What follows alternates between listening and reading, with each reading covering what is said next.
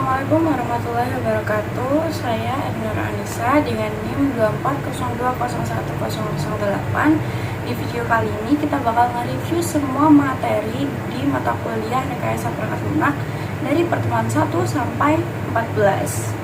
Di materi yang pertama, pengenalan RPL. RPL adalah singkatan dari Rekayasa Perangkat Lunak. RPL itu mencakup semua aspek pembuatan software, mulai dari analisis kebutuhan, desain, pengujian, sampai pemeliharaan sistem. RPL pertama kali dikenal luas itu sejak tahun 1968 di sebuah konferensi yang disponsori oleh NATO. Nah, tujuan dari RPL ini adalah untuk menghasilkan software yang berkualitas tinggi dengan biaya rendah dan selesai tepat waktu. RPL memiliki 5 tahapan dasar, yaitu analisis, desain, coding, testing, dan maintenance.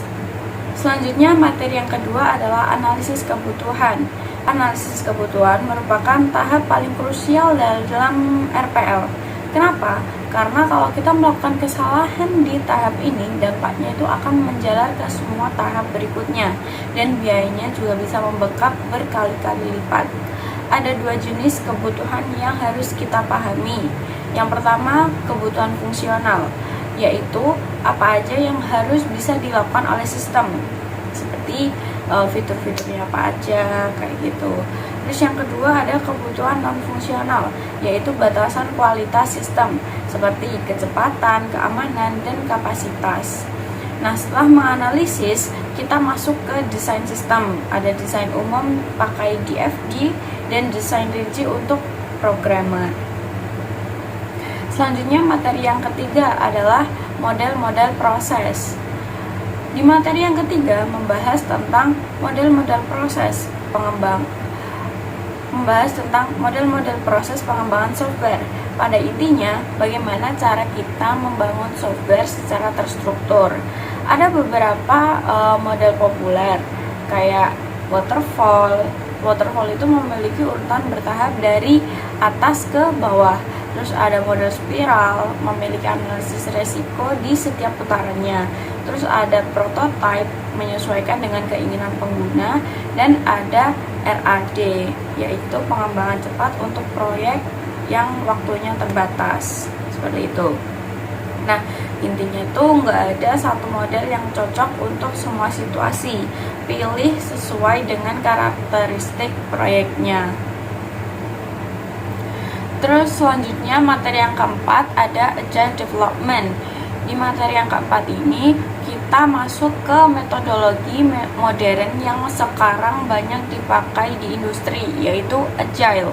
Agile itu lahir karena model-model lama seperti waterfall dianggap terlalu kaku, klien sering berubah kebutuhan di tengah proyek, dan waterfall nggak bisa mengakomodasi itu. Nah, Agile ini punya 4 nilai utama. Yang pertama, individu dan interaksi lebih penting dari proses dan alat bantu. Yang kedua, software yang berjalan lebih penting dari dokumentasi yang lengkap. Yang ketiga, kolaborasi dengan klien lebih penting dari negosiasi kontrak. Yang keempat, tanggap terhadap perubahan lebih penting daripada mengikuti rencana. Nah, ada beberapa model Agile yang populer seperti Scrum, XP atau Extreme Programming, ASD, FDD, dan RUP. Selanjutnya materi yang kelima yaitu Software Requirement dan SRS.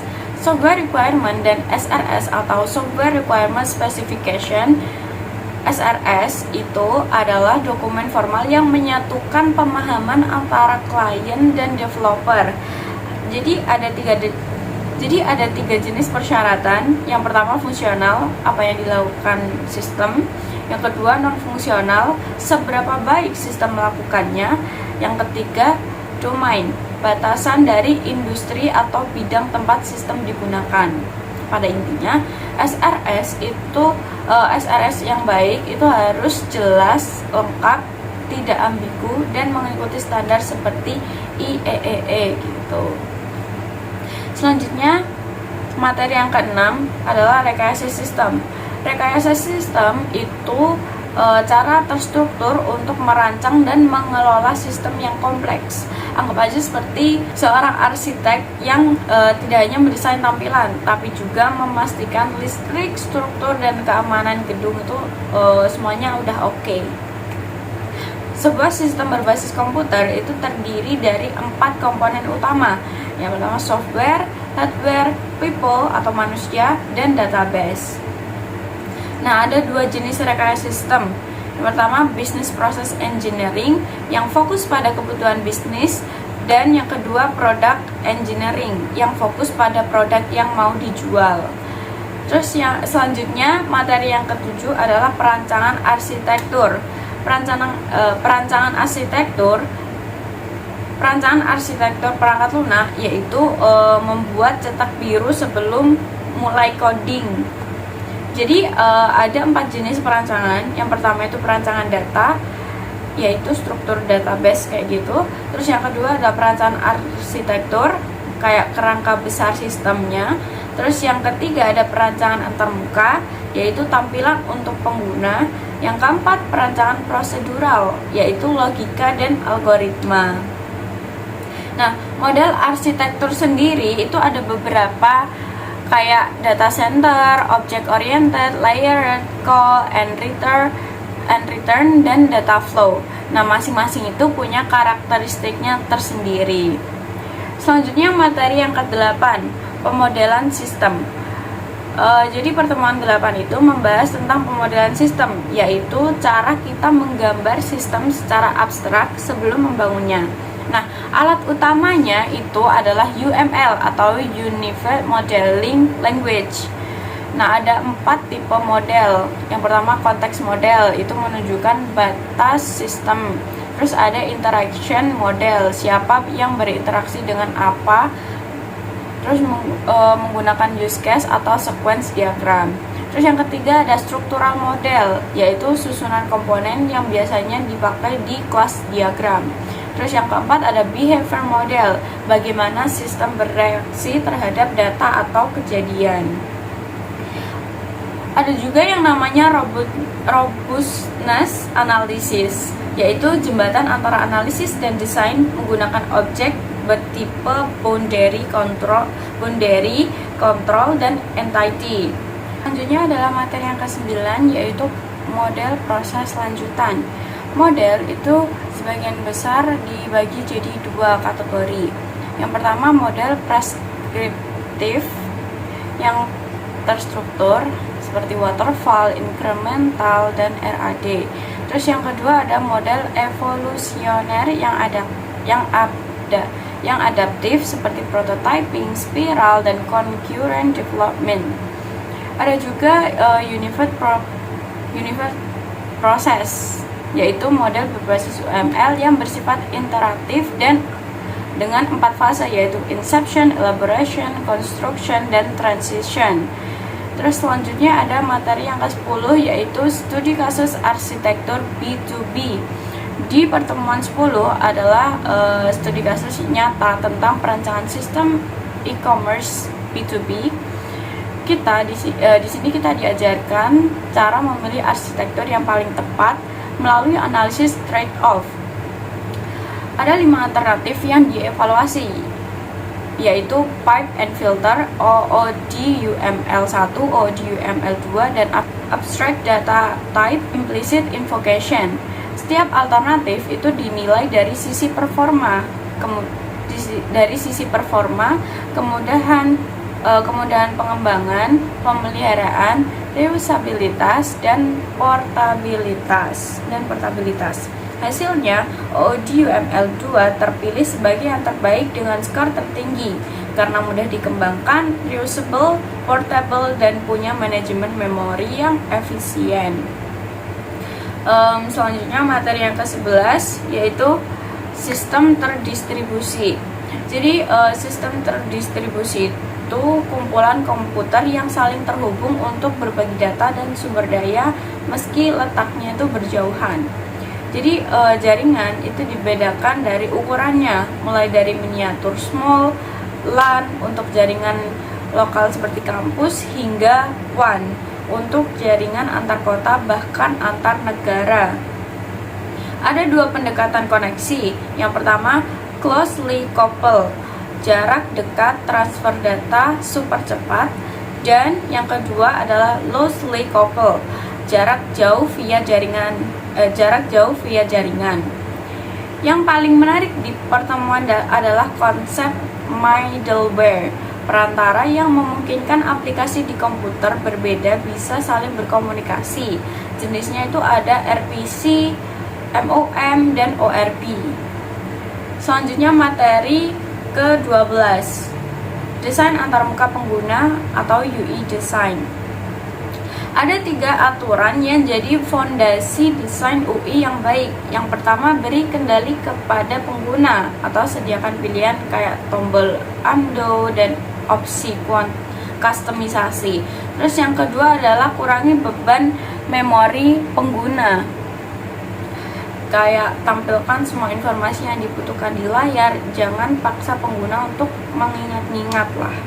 Terus yang ketiga ada buat antarmuka yang konsisten, kayak warna, tombol, navigasi itu harus seragam di seluruh aplikasi. Terus proses desain UI sendiri itu ada 4 tahap, ada analisis, desain, implementasi, dan validasi. Pengguna itu juga dibagi menjadi 3, yaitu pemula, menengah, dan ahli. Jadi desain itu harus mempertimbangkan penggunanya kayak gitu. Selanjutnya materi yang ke-13 adalah sistem real time.